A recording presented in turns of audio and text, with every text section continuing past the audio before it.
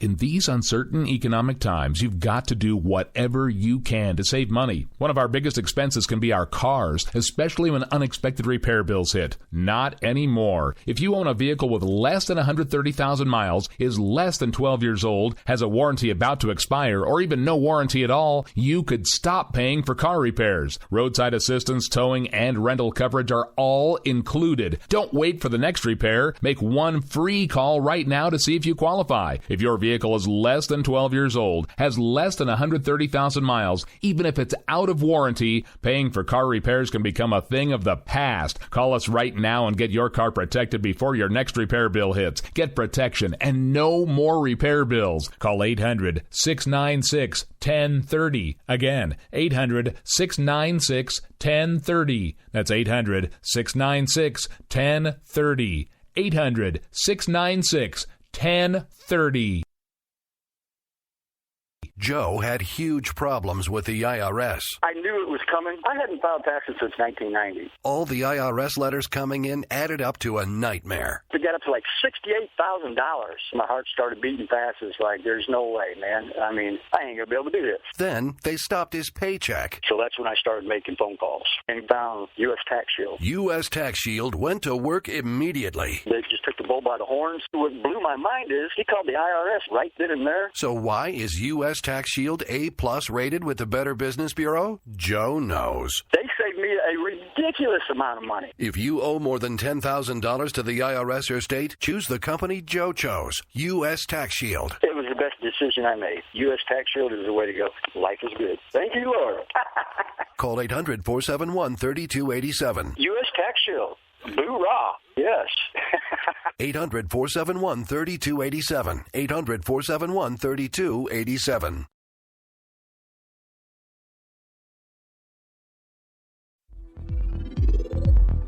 K98 Talk is expanding its lineup for 2015. This means we're expanding our advertising base. Whether you're a startup trying to push through to the next level or an established business trying to supplement your advertising budget, web-based advertising is a solid investment. Thanks to Talk's newest partnership with TuneIn Radio and instant access to our sister station, K98 FM, we give you worldwide access at a reasonable cost. Interested parties should email us at advertise@k98talk.org.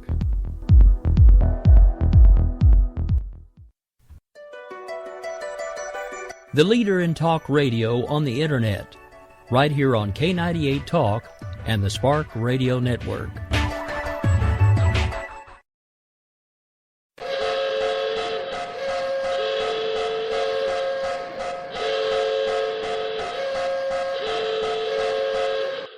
Ladies and gentlemen, may I have your attention, please? America Off the Rails has been declared a conservatives-only safe zone. Only conservatives allowed from this point forward.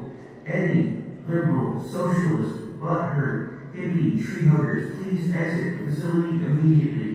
Again, attention please. America Off the Rails is now designated as a conservative safe zone only. All butthurt, tree-hugging, hippie, free-to-be, you and me types exit the facility immediately. Thank you. We will keep this promise to the American people. If you like your doctor, you will be able to keep your doctor, period. If you like your health care plan, you will be able to keep your health care plan, period. This is the most transparent administration in history. Not even a smidgen of corruption. Fact is, we had 4 dead Americans. What difference at this point does it make? If you got a business, you didn't build that. Oh, welcome to the face. Welcome to the face of the new democracy. Don't expect us to admit a mistake. We're paying off election debts to those who will take. Attorney General's lying even while. It's time to hear the truth about America's biggest challenges. You're listening to America Off the Rails with your host, Rick Robinson. That's right, folks. It is Friday, January 1st, 2016. That's right, first day of 2016. I'm going to be joined here in just a moment by a phenomenon over here at the Spark Radio Network, the one, the only, the Grouchy. You may have gotten to know him on Facebook. I know by now you follow him along on Twitter, but we've had him right here on the radio for quite some time now, right here on the Spark Radio Network and our internet flagship, K98 Talk. He'll be joining me here in just a second. I want to give a quick shout-out to the rest of the affiliates. So anybody listening on AM/FM 24/7, Happy New Year to you.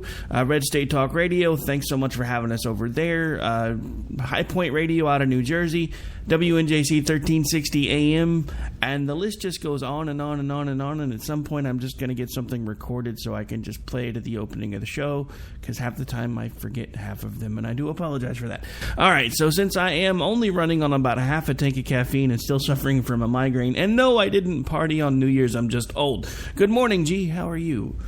Man, it's fantastic. What a great day to kick off the new year. It's about 45 degrees, drizzle rain, overcast skies. Yeah, everything you expect from winter on the Gulf Coast, right? Yeah, no. This is ridiculous. It has been raining for 2 weeks straight here since my first day of vacation started, as a matter of fact. And I'm quite ready for some sunshine.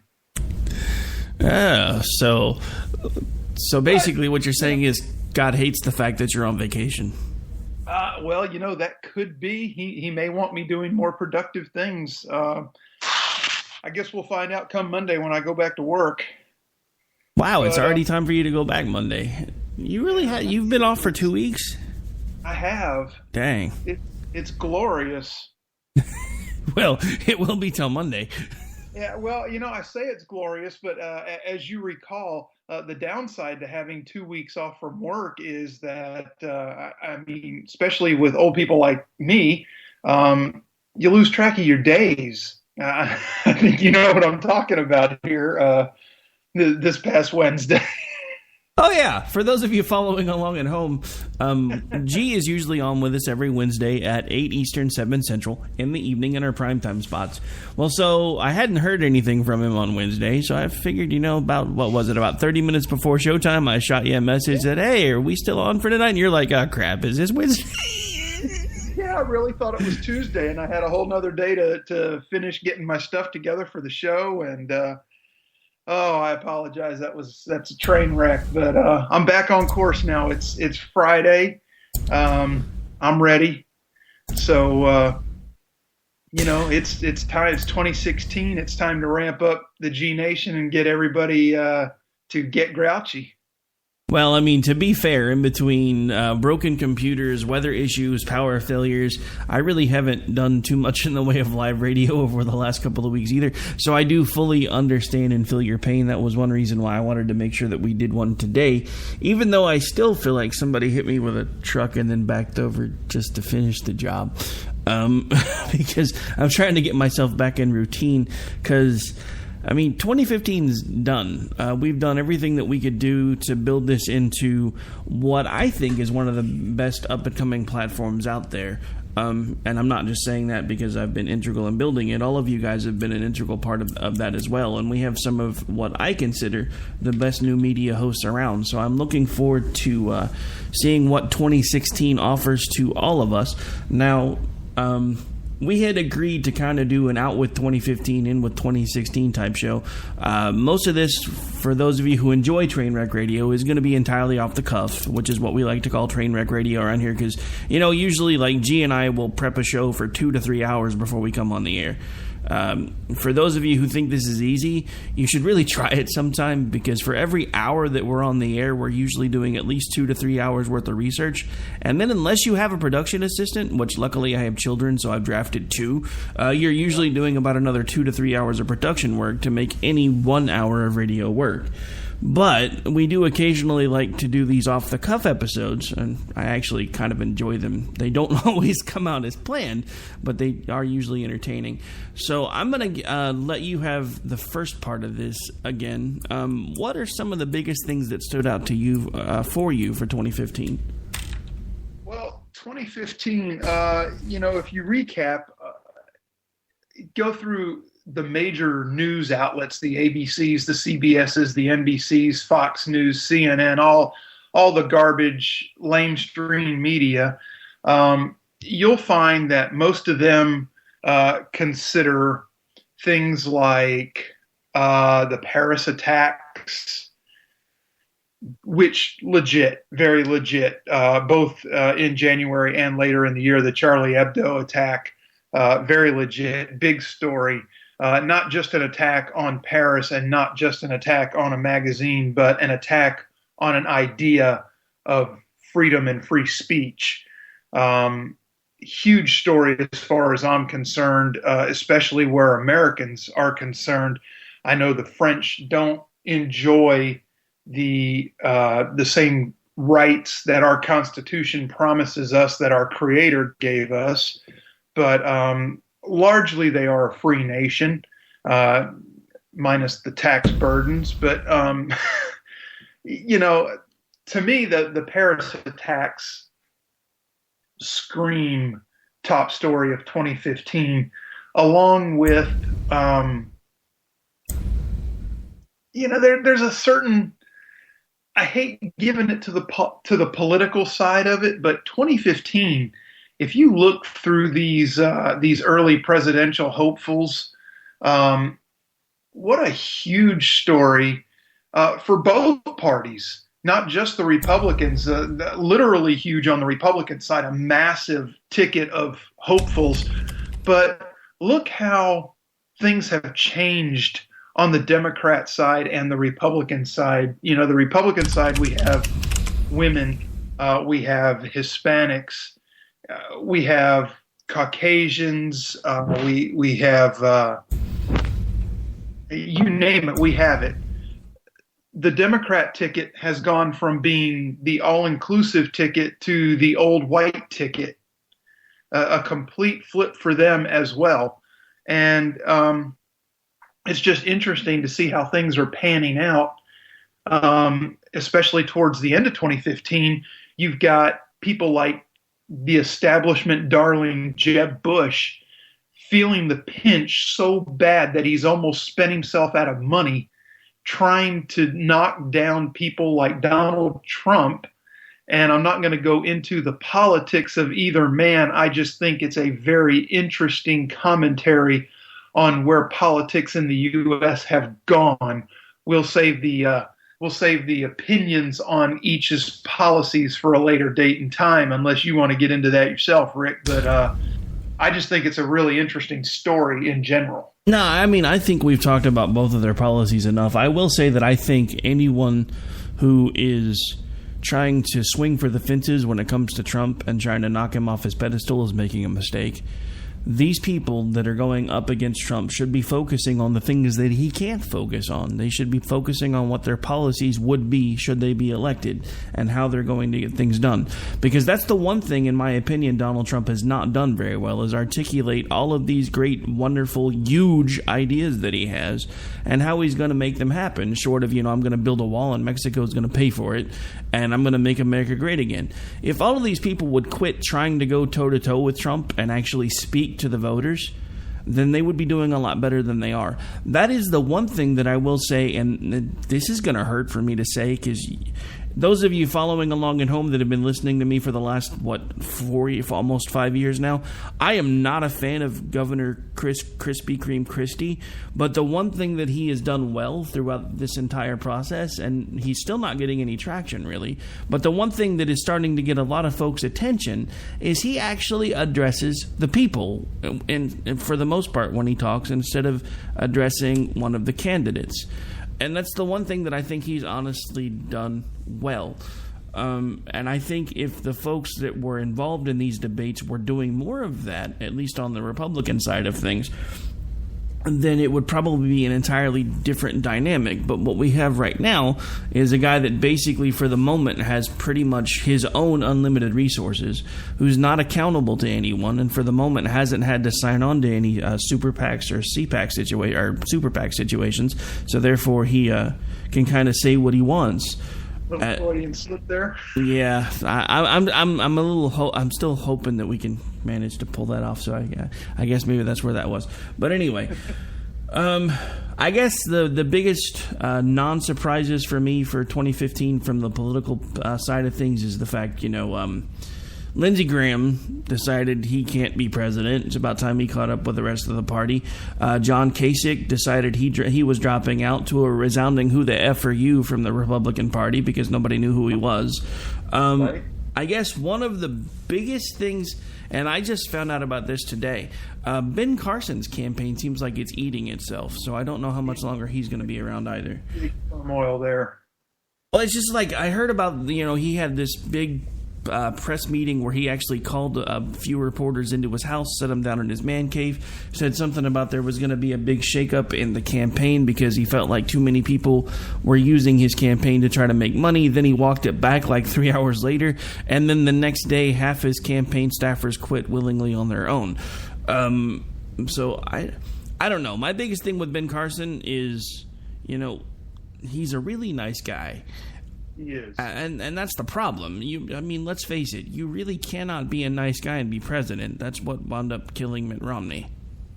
Well, yeah, and you and I, we got to meet in Oklahoma City at the Republican Leadership Conference there, and we had a chance to watch Ben Carson speak. And I know this was very early on the trail, and the SRLC is one of the early events, but even then, Carson, when he took the podium, was very charming, very polite, very nice to everybody, but he spoke with no substance. Everything was personal anecdotes from his childhood and his early adulthood, and he absolutely laid no political groundwork whatsoever. And I know you remember the cult-like following that was there out in the lobby for him. It was unbelievable. And where are these people now? Are they still, when he attends these events, is that cult-like following still there? And if so, why are his poll numbers tanking like they are? Well, you bring up an interesting point, and I do want to go over something that was interesting. SRLC was the first time that I'd ever actually attended an event like that. So, of course, I'm stumbling around trying to figure out where press and everybody goes to get their credentials. So I get into a line because I'm directed to one, and I get my pass, but it doesn't have the media tab at the bottom. So, and I didn't know that there was one that had a media tab on the bottom. So I'm getting my pass, trying to figure out where Radio Row is, figuring out where we can get set up, all that fun stuff. So to do that, I had to walk through this cult-like following that you're talking about. Since I didn't have one of those little media tabs at the bottom of my badge at first, I think I was in, what was that, about maybe a 400 foot hallway. I think I was stopped maybe 40 times. Have you voted in the straw poll yet? How do you feel about Carson? Have you voted in the straw poll yet? How do you feel about Carson? And I kept telling them, look, I'm here with the media. And they're like, well, your thing doesn't have... So about halfway through, I finally realized that what they were saying is there was something that was supposed to be on the bottom of my badge that told them they needed to leave me alone. So I turned around after I figured out where Radio Row was and everything else, and went back and actually got the right stuff. And since then, I really never got bothered. But it just amazed me that pretty much everybody that was in that little narrow hallway was all about Carson. I got handed, I think, 4 different stickers before they realized I really couldn't vote in their straw poll. And they were all the same sticker. I'm like, look, I just got one of these 5 feet ago. What the... come on, guys. Exactly. And now look at it. They were relentless. And I'm wondering if, that excitement still surrounds him when he attends these events. He's not come near where I live, so I can't say that, but I'm watching his poll numbers, and they're declining and declining and declining. He hasn't reached Jeb numbers yet, but he's not far behind now. Yeah, I guess the biggest thing that I've noticed again after listening to a few things this morning is I think his campaign's made some pretty major missteps. Apparently, he's been holding town hall meetings in places that don't even have primaries. which is not really what you want to do early on in the process. You want to focus on the states that have the primaries, especially as close to the dates as possible, so that you're fresh in their minds. I mean, let's not kid ourselves. I never really thought he had a shot at the presidency. Right. Because, again, nice guys don't become president. I don't care what they tell you. You have to be a shark to a point to be able to pull off that job, which is another reason why we find ourselves in the mess we're in now, because we have elected, well, I say we in the collective term because I didn't vote for him either time, but we have elected a glorified community organizer, professor wannabe to the White House, which is why for the last 7 years the country has completely fallen to hell. Yes. And speaking of that, I noticed as I drove through town 2 days ago, I noticed that my gas prices here locally were falling again. Does anybody else remember when Barack Obama said that rapidly dropping gas prices were the sign of a crashing economy? Oh, yeah. No, I remember that. And let me tell you, because of where I live, I can personally attest to the fact that rapidly falling gas prices are a sign of a crashing economy. My state is in a turmoil right now trying to figure out how to fill in, I think it's about a $9 billion budget shortfall because of the falling gas prices. Because the thing that nobody takes into account is, yeah, it's great for the American public's pocketbook when your gas prices fall. But when the gas prices fall, that means the states that make the majority of their money from things like oil lose a lot of their tax revenue. It also means that since those states are heavily invested in oil, they lose a lot of their secondary and tertiary income sources because the price of oil is now the lowest it's been in, 20 years? Oh, at least. At least. I mean, I'm reading articles that are saying that a barrel of oil could go as low as $25 to $20. Well, yeah, and the thing about that is that's a direct result of the policies here. This administration has allowed the opening of trade with Iran, which means now we have even more oil hitting the market. We're still not allowed to do a lot of the things that we need to be able to do with our own oil, which is actually, at this point, kind of a good thing because we're still not able to flood the national market with our international markets with our own oil to a point. But at the same time, you're basically watching an economy that is supposed to have been in recovery now for the last 4 years, circle a drain, and nobody's talking about it. You know why nobody's talking about it? Because it's a freaking Democrat in the White House. Yep. If this was a Republican in the White House right now, everybody would be talking about how bad the numbers are. They wouldn't be padding the numbers with unemployment anymore because, let's face it, our unemployment, the way we've reported unemployment has changed over the last 10 years. Because now, after a certain amount of time, if you can't find a job, they drop you from those numbers. That's right. That's right. And we've got a record number of Americans of legal working age that are outside of the labor force. That number is over 94.6 million. Think about that for a minute in a country of 315 million. That says tons. And then yesterday I see the article where Obama's wanting to use executive powers to not only extend the length of H-1B visa stays, but to also increase the number of H-1B visas handed out.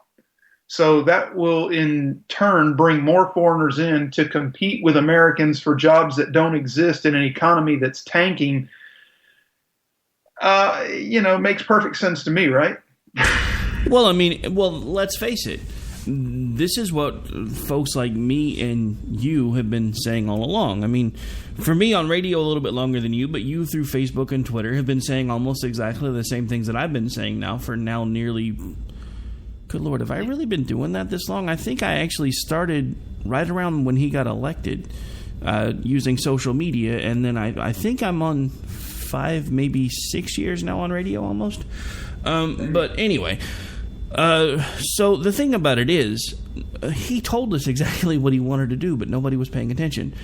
He kept using the phrase, we are days away from, or weeks, months, days away from fundamentally transforming America.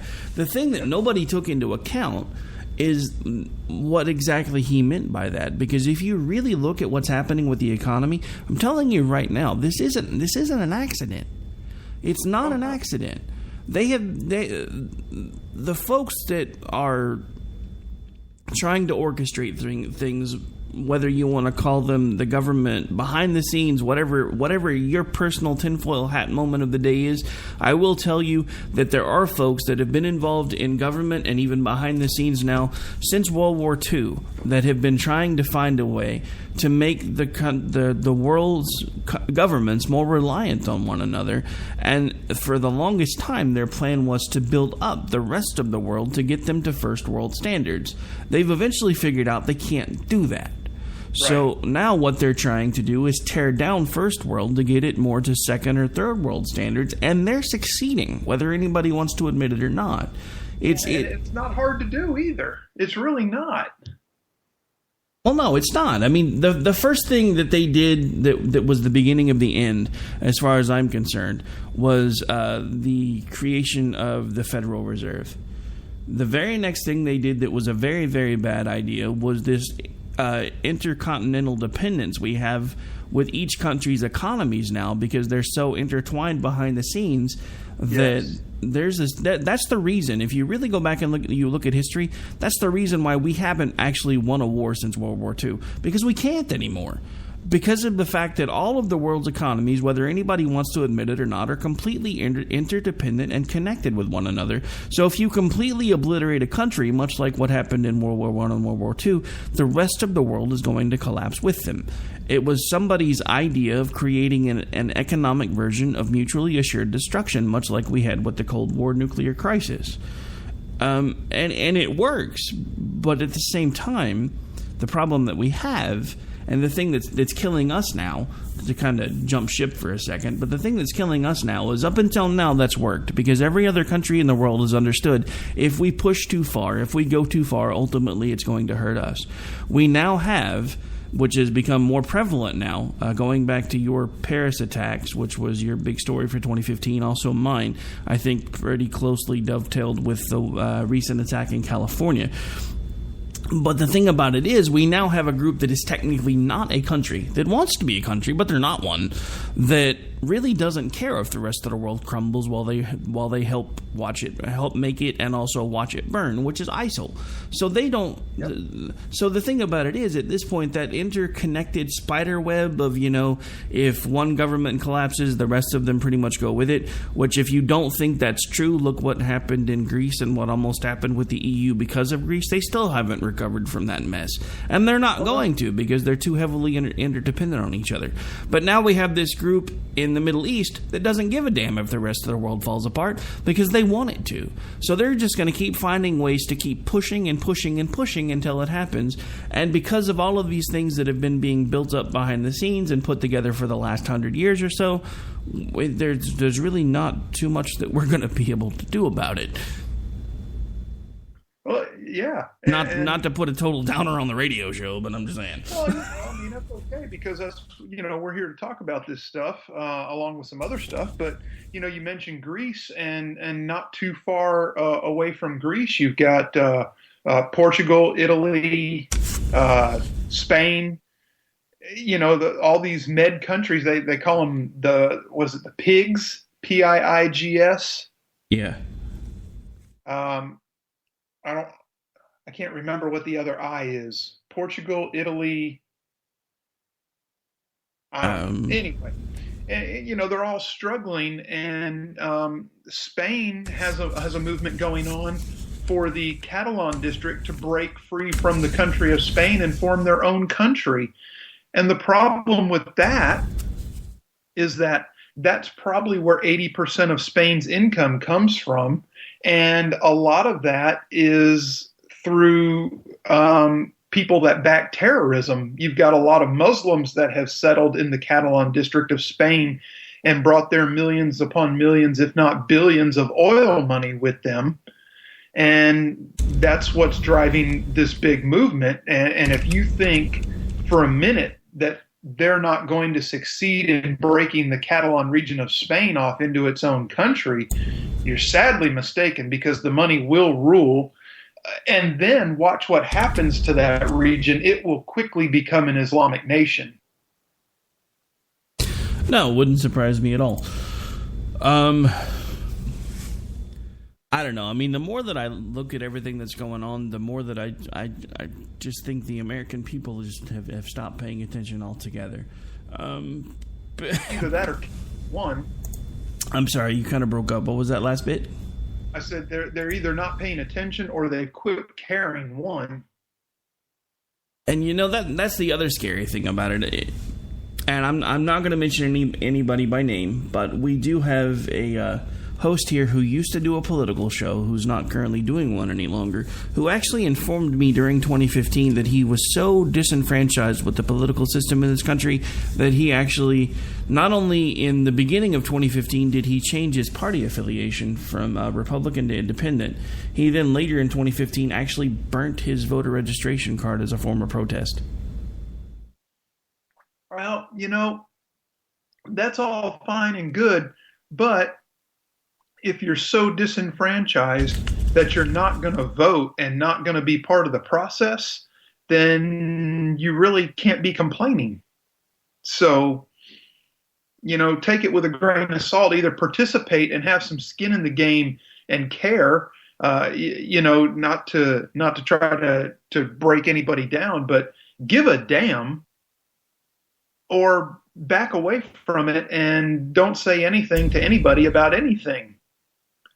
Well, honestly, we had that conversation, and I'm pretty sure that's why he's tabled his political show, and he's now doing another show, because of the fact, that I kind of pointed out. It seems a little odd to me that you would be doing a political show while kind of completely backing away from the entire process.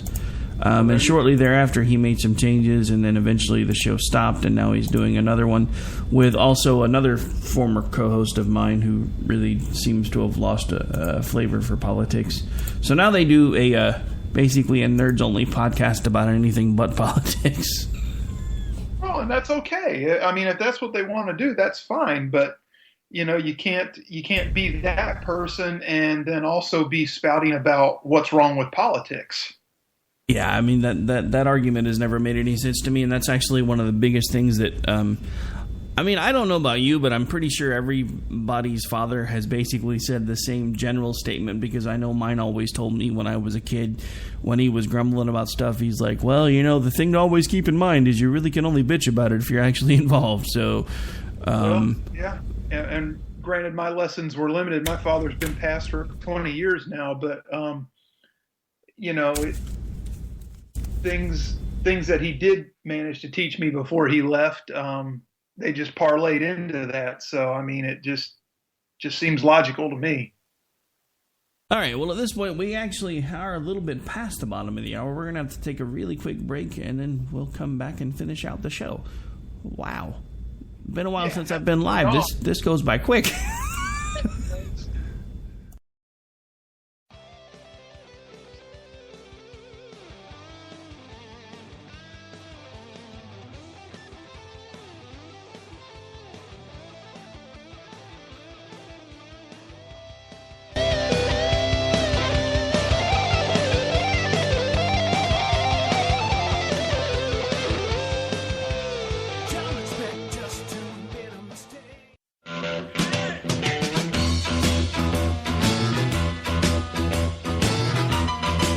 Red Nation Rising brings you Town Hall Radio. From a single tweet to 3 million a month, our community is a force to be reckoned with on social media. So don't miss our show, Thursdays, 8 p.m. Eastern on K98 Talk. Our chat room is our co-host, and you ask the question. Join us and be heard. So get ready to sound off on Red Nation Rising Radio. No one else is going to do it for you. There's a wild, wild whisper blowing in the wind, calling out my name like a long lost friend. In these uncertain economic times, you've got to do whatever you can to save money. One of our biggest expenses can be our cars, especially when unexpected repair bills hit. Not anymore. If you own a vehicle with less than 130,000 miles, is less than 12 years old, has a warranty about to expire, or even no warranty at all, you could stop paying for car repairs. Roadside assistance, towing, and rental coverage are all included. Don't wait for the next repair. Make one free call right now to see if you qualify. If your vehicle is less than 12 years old, has less than 130,000 miles, even if it's out of warranty, paying for car repairs can become a thing of the past. Call us right now and get your car protected before your next repair bill hits. Get protection and no more repair bills. Call 800-696-1030. Again, 800-696-1030. That's 800-696-1030.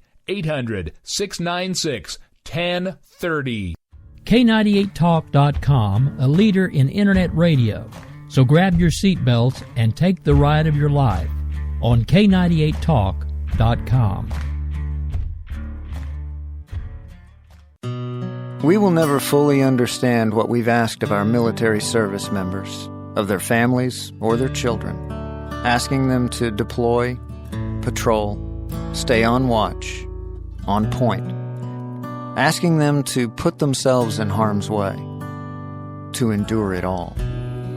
But we do understand that it's our turn, our duty, to bring them all the way home, to keep them secure, to have their backs for the rest of their lives.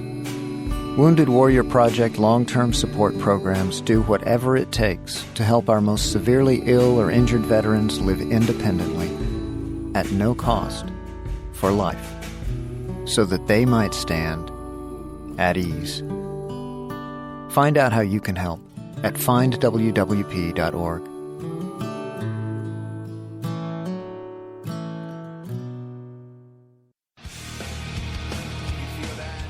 This is JD. And this is Stacy. Join us Tuesday nights, 10 p.m. Eastern, for Game On. Remember, lock up the children and the old folks. Game On, the home of libertarianism, conservatism. Where no one is safe, no one is spared, not even the hosts. Oh, that was supposed to be a spin cycle. I'm sorry. Yeah, that's okay. We love you anyway. Right round, baby. Self-monitoring right Ebola radio strikes again. Anyway. Anybody see the host monkey? Where's the host monkey? Where's the host monkey? For God's sake, I need an antidote. Just do your rant. Let's pop out of the segment. Find us on Twitter at JD and Stacy. You're listening to K98Talk.com. Calls. We got a pen and telephone to bypass all your laws. Political correctness will replace the Bill of Rights. Support religious freedom, lest you pray to Jesus Christ. The press is in our pockets. All right, folks, welcome back to America Off the Rails. I'm your host, Rick Robinson. Again, this is the very first episode of 2016, and I am joined by the one, the only, the Grouch from the Conservative Curmudgeon Radio Show, who's been hanging out with me for the hour. We are going to change gears and go back to the original topic of the show for a while, so let's continue to talk about some of the best, worst moments of 2015. So the one that we really touched on to begin with was kind of the Paris attacks, and then of course I dovetailed into the California attack that happened shortly thereafter.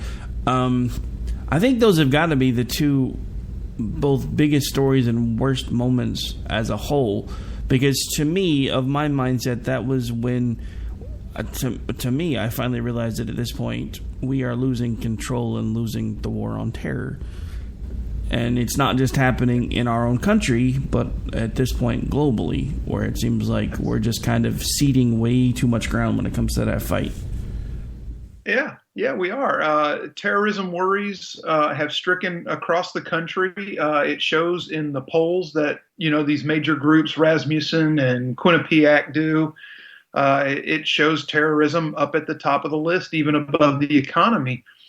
As far as concerns for Americans. And, you can't just stop with just thinking Muslim terrorists. We have domestic terrorists, not necessarily radicalized Muslims, not necessarily Muslims at all, that are wreaking havoc, not just on large scales, but on small scales, little things that add up over time.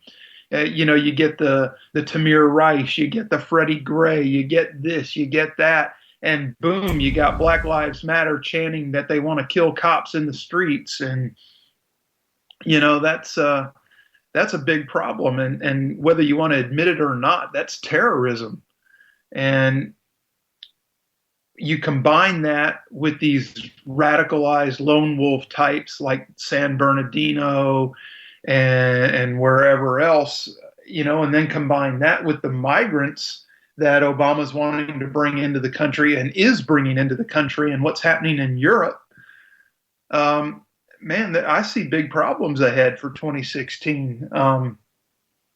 Look, Angela Merkel just the other day told German, she made this big speech imploring the German people to see the migrants as a beneficial opportunity. A beneficial opportunity for what? And for whom? To see their wallets drained and their country destroyed and their culture destroyed and their women beaten and raped in the streets, because that's what's going on.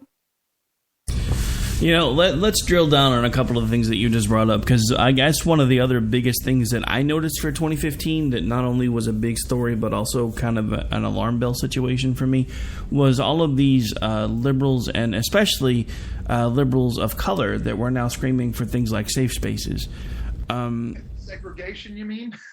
Well, yeah, and let's call it what it is. That's exactly what it is. But at this point, it's a willing segregation, which, to my mind, leads me back to Martin Luther King. And at this point, if the phrase "spinning in your grave" was a legit thing and it actually did happen, at this point, he could probably power a small city. Oh yeah, without a doubt, and he would be sick to his stomach. It's just unreal that they have turned back the clock on everything that he fought for. And it's funny that you mentioned that, too, because one of the things that everybody kept saying before Barack Obama got elected was the fact that we're going to have our first black president, and it's going to make race relations so much better in this country. And the exact opposite has occurred. At this point, we're basically back to pre-1969. Yeah. Oh, yeah, without a doubt. And it's horrible to think that this man who was, they even called him early on, before he was elected and right after, the great uniter. And he's been anything but. It's just unreal the amount of disdain that he has, not just for capitalism, but just for America in general, for everything that America has achieved and how they achieved it, or how we achieved it, I should say. He has a complete disdain for the history of this country. Well, let's face it. Look at where he spent most of his adult life in the church that he chose to attend, which if you listen to some folks, that church attendance was more like a beard, let's say, because there are certain folks that are convinced that he's not necessarily a Christian, but that's a conversation for another day as well. So you can debate that till you're blue in the face either way. It doesn't really matter, though. That's the thing.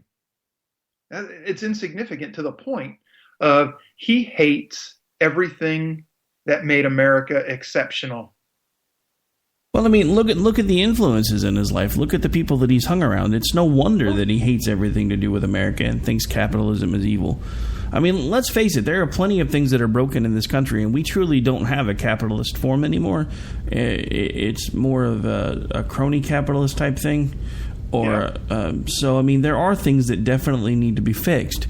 But if we could get the right people pulling in the right directions, we could see prosperity like no one's seen since ever.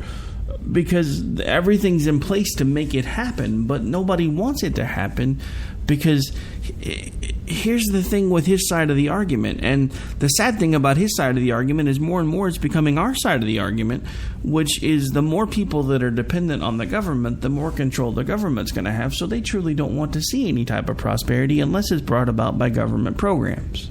You are right. You are spot on right. It's going back to, the segregation conversation that we had a few minutes ago. I have been saying now for years that there is a new form of slavery, and it has nothing to do with skin color anymore. They are keeping a vast majority of the American people and people around the world at this point economically in slavery. There's a very specific statement that I always think of when it comes to monies that are owed and where your money's coming from. And that is the old saying that the debtor is always the slave to the lender. Of course. Well, when the government becomes the one that's handing you all of your money, or making sure that you're able to get your food, or get your reduced housing, or they're helping you pay your electric bill, ultimately that will make you beholden to that government. And I think that's one of the things that we've seen play out over and over again in these last 2 election cycles, because now it doesn't really matter what anybody's positions are. And again, this is now evident now even in this election cycle. It really doesn't matter what your positions are. It matters how loudly you scream. And ultimately, who winds up winning is the one who offers the most free stuff. That's the sad part, is the free stuff. It isn't free. That's what people don't realize. Oh yeah, but I mean, there are people on our side of the aisle that don't even grasp that. I mean, I have that argument every day. You know, it's like the whole Bernie Sanders free college thing. Where exactly do they think that's going to be free? The reason this is the thing nobody wants to talk about when it comes to his idea of the government paying for college. The reason college prices are as bad as they are right now is because the government got involved in the first place. Right. Absolutely right. Because let's be honest. There are people behind the scenes in any type of government contract that when they realize that they're going to get some sort of reimbursement from the government, the first thing they do is raise their price by 150%. Yep. Because no matter what, they're covered now. I watch my local news, and we have a university here that's pretty close by. I don't have to say which one it is, but every year it's the same thing. Blah, blah, blah, administration office at blah, blah, blah university says that they will need to raise tuition 6% or 8% or 11%. I've seen as high as in 1 year. The thing is if you're raising it an average of 6% a year over 6 years, man, that's 36%. But you're compounding that each year because it's more than 36% because you're adding 6% to the 6% you added the year before too.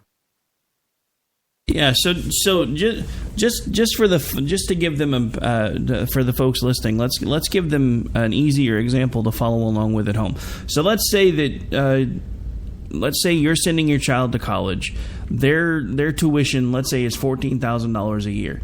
So let's say that all of a sudden the news comes out that they're going to raise that rate by 10%. That means the following year, that child, that either you or that child will be paying $11,400. $15,400. Yeah, sorry. Like I said, trying to do math in my head, and I actually kind of forgot where I'd put the dollar amount at. It's all right. We started at 14. We've gone to 15.4. Okay, so, but then as you said, let's say that, again, they put out the same memo the following year that they're now going to be raising it by another 10%. And instead of it raising off of the initial 10%, it now raises off of the 10% that was added the year before. So each year it's compounded not only by the first initial raise, but then raised again and again and again and again. So in theory, what could wind up happening is by the time you get all of that done, it's actually pretty close to about, let's say, even after 3 years, it's close to about a 70% rate hike. Pretty close.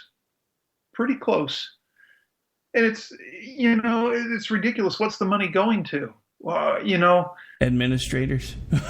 Well, we got the money going to administrators. We got money going to athletic programs, and we got money going to, sadly, ungodly programs. And I don't mean ungodly in a religious sense, but you could take it that way, I suppose. But think about some of the degrees you've seen come out of colleges recently. What am I? Feminist studies. There's colleges that have degrees in liberal thinking. I saw that one not too long ago. Liberal thinking is a degree you can earn from a college. Yeah, and there are even worse ones. We're hiring professors, though, to teach people to not think. Well, that's the thing. I mean, even rolling it all the way back to the public education system anymore, they don't want critical thinking. They haven't for a long time. They basically want a population that is intelligent enough to run cash registers and machinery should the need arise, but not intelligent enough to ask cogent questions. And that's exactly what we have happening before our eyes. One of the as far as, you know, from a station perspective, one of the biggest gets for us for 2015 was, of course, adding JD and Stacy, who then brought over Lou, who then through Lou and Jared at that point, we actually became affiliated with Dr. A. Dr. Arrington, for those of you who don't know, does a show here every Sunday, Office Hours with Dr. A. But he's been on with me a few times, and one of the things that he pointed out, and I never thought about it until he brought it up, is that because he is actually a political science professor, one of the things that they'll do is they'll look at sociological patterns. And he's basically told me during his first 2 visits on my show that, you know, studies have proven that it basically takes about 2 generations to see a complete and total mind shift within a country.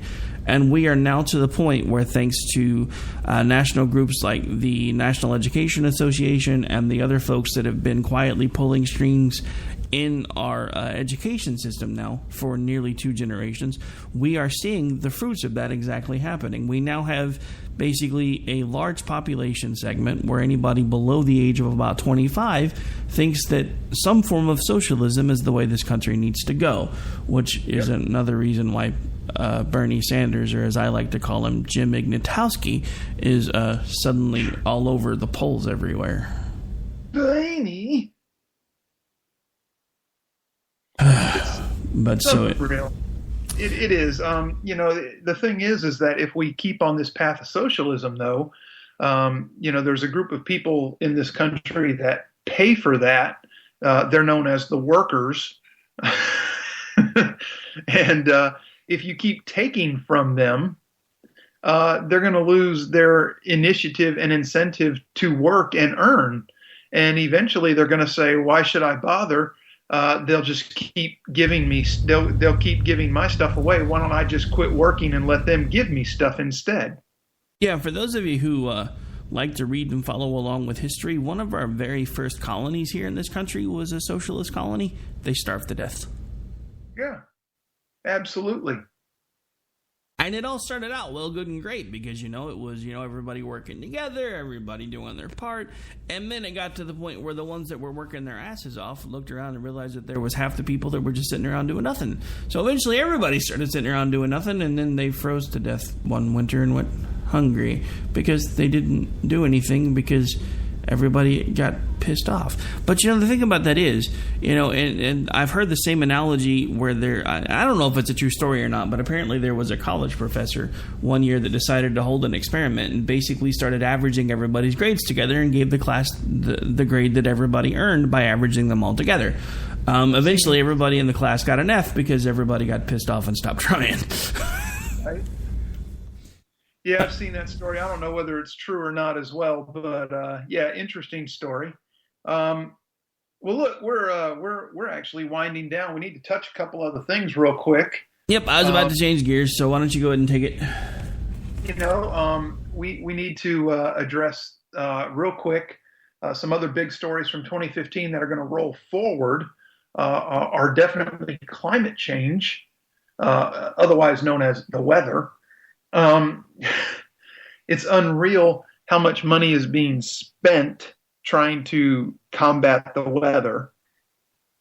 And Obama has another year of trying to get this over on us. And hopefully Congress wakes up and realizes why we elected the Congress we did back in 2014 in the midterms and shuts him down on this, pulls the purse strings shut. Not encouraged by what I've seen from the new speaker so far. So I can't say I'm You mean Obama's excited. beard? Yeah, with his beard so he doesn't look like Eddie Munster. But you know, the other thing too is I want to address real quick, just from a personal standpoint, at least, the race relations in this country are horrific at this point, and a lot of that is due to the administration, and not all of it, but a lot of it. There are other factors, but know this if you're listening and you try to interact with me, whether it be in person or online. I don't care if you are white, black, brown, red, green, purple, blue, or plaid.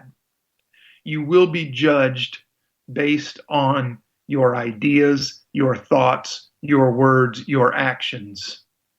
I don't play the race game. I'm mixed enough as it is. I don't need anybody's help throwing a race card around. I'm brown, I'm red, and white. I've never been enough of any for any group to fully accept. I don't really care. But that's just how it is. So before you come at me with a race card drawn, you better have your ammunition, because it's a game I don't play, and I don't suffer fools well. And that's why they call me Grouchy. Well, I mean, if they're going to come at you with a race card, they better have a full deck, because you got a lot of races in there. Yes, I do. Yes, I do. All right, so as we wind down for the last few minutes, go ahead and tell folks anything that you're particularly looking forward to or things that you want to see happen in 2016. Well, for 2016, obviously, one of the big stories, not just in the U.S., but worldwide, is going to be our presidential election. What I would like to see is somebody wake the GOP up, remind them of the Buckley and Reagan philosophies of not eating your own. I am a firm proponent of backing your candidate through the primaries, but I am also, and I've preached on this, and you know this, Rick, even before I came to Twitter, I have always preached that whomever the nominee is, it's better than what's on the Democrat ticket. And you got to get behind that nominee. I'm not saying you have to agree with everything that nominee believes in, but again, if it comes down to it, will you sit at home and allow Hillary to be elected, or will you cast a vote to keep her out? And that's the big thing I'm looking for in 2016, is I want to see the GOP get their act together and quit eating their own. Good luck with that, brother, because kind of like we were talking about in that Twitter group that we're in, both sides have become nothing but a cult of personality anymore. And my only retort to your statement is, when it comes right down to it, which would actually be worse, Hillary or Trump?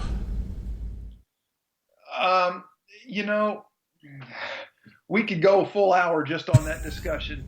But right off the cuff, I have to say Hillary would be worse. Okay, well, maybe we will actually have a show about that at some point, because Lord knows neither one of them are going away at this point. They'll be here for a while longer.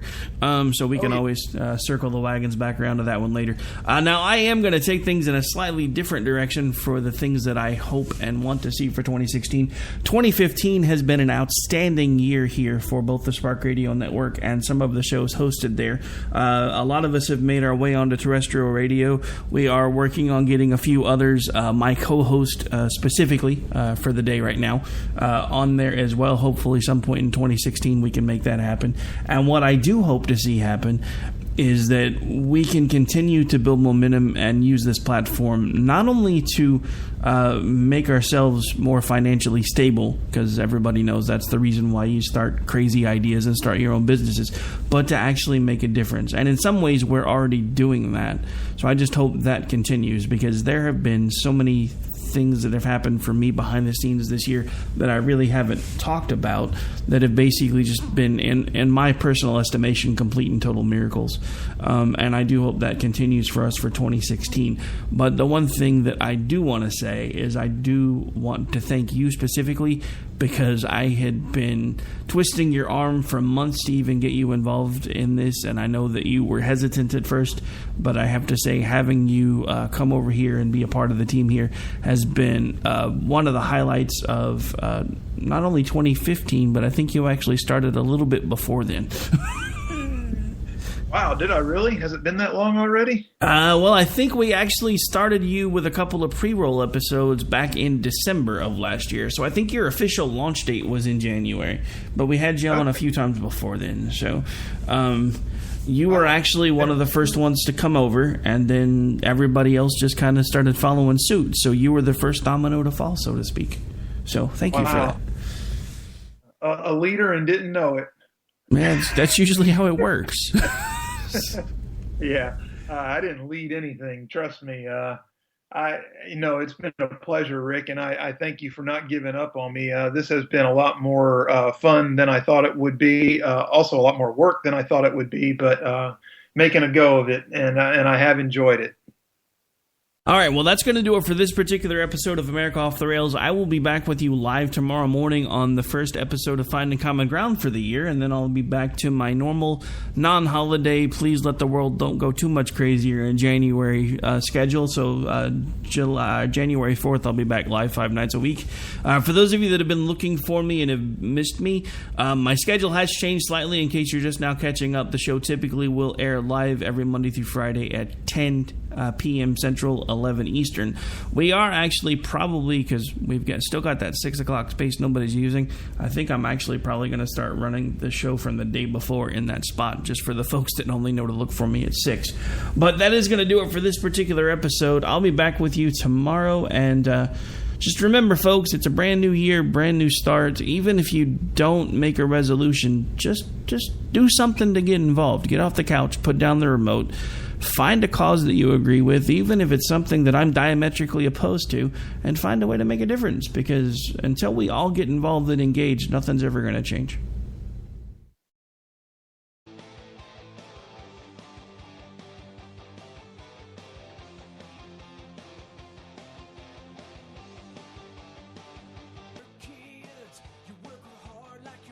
Both did everything you earned by breaking your backs. We're gonna redistribute when we make our big tax. Hey, sit back down.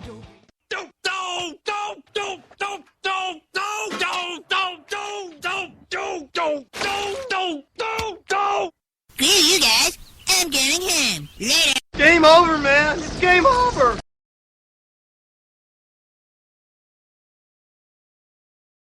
When our water heater broke down last month, it was a nightmare. It took 5 hours for the plumber to show up, and he charged us a couple of $100 just to come out. Then it cost another $1,800 to put in the new water heater. By the time it was all said and done, I felt like I'd been taken. But what else could I do? The smartest thing you can do is get a home warranty from American Residential Warranty. Their home warranties pay to repair or replace all your major appliances when they break, and they will break, and at the worst possible time. Call American Residential Warranty right now for free information on home warranties starting at just pennies a day. Don't wait for your refrigerator to stop running or your ceiling fans to stop turning. Call American Residential Warranty right now. Ask how you can save up to 50% on washer and dryer coverage. Just call 1-800-513-6154. That's 1-800-513-6154. Again, 1-800-513-6154. Call now. Tired of paying outrageous prices for Viagra? Well, we have great news for you. Now you can finally get Viagra at huge discounts. Healthy Man allows you to save up to $500 on Viagra. Why pay U.S. pharmacy prices of $15 per pill or more when you can get Viagra for less than $3 a pill? Call today and get 40 Viagra pills for only $99. This can cost as much as $600 at your local pharmacy. You can't afford not to call us. If you want Viagra at the lowest prices, never pay $15 a pill pharmacy prices again. Get Viagra for less than $3 a pill. Call 1-800-516-7602 today and save up to $500 and get 40 pills for just $99. Healthy Man is fast, easy, and affordable. Operators are waiting at 1-800-516-7602 to take your call right now. Call 1-800-516-7602. That's 1-800-516-7602. Again, 1-800-516-7602.